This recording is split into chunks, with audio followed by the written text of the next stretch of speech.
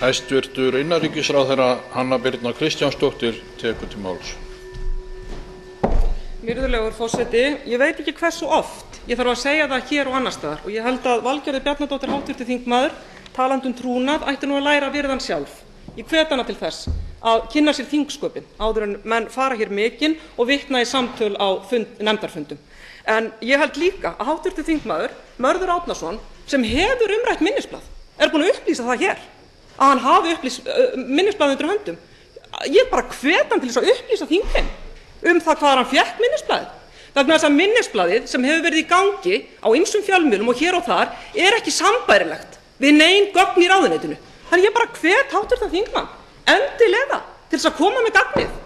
Og svo vitna menn aftur og aftur og aftur í niðurstöður í minnisblaði sem eiga að vera minnisblöður í innanríkisráðuneytinu og fara mikinn í því. Við erum búin að gera það sem við getum. Ráðuneytið búið að gera það sem það getur til þess að skoða málið. Með því að kanna það hjá starfsmönnum, með því að fara í gegnum tölvupósta og svo framvegis og svo framvegis. Nú málið í kæruferli.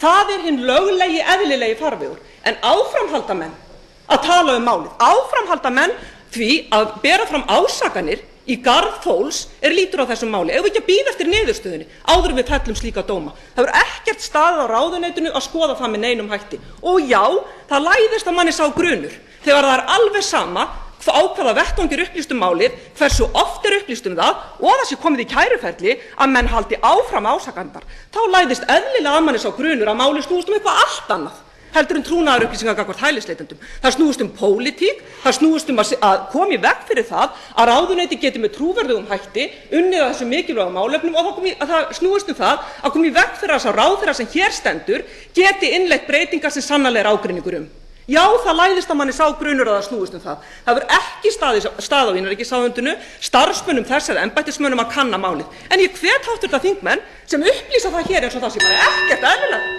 að þeir séu með umrætt minnisblað að bara tilkynna hvaðan þeir fengu það. Vegna þess að innanríkisráðuneytið getur ekki fundið þess stað að það hafi farið úr ráðuneytinu.